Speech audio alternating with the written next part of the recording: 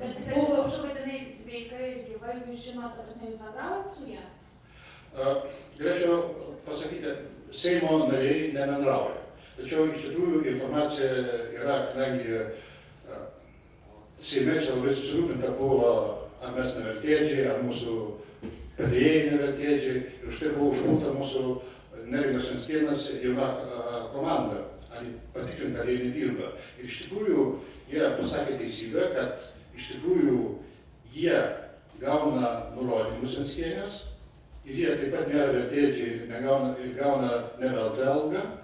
Yra pateikta iš tikrųjų ir pati Neringa Venckienė toliau dalyvauja teisėkūroje Lietuvos įstatymų leidyboje.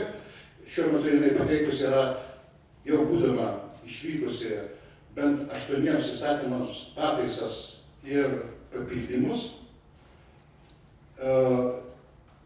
Yra atsiųsta apie savo štabui apie 20 elektroninių laiškų. Tik tai bendravimas vyksta viena kryptimi, nes kadangi atsakyti jos komandos padėjėjai referentai negali, nes iš tikrųjų, kaip minėjau, jie šiuo metu dar svarbus yra saugumo klausimas.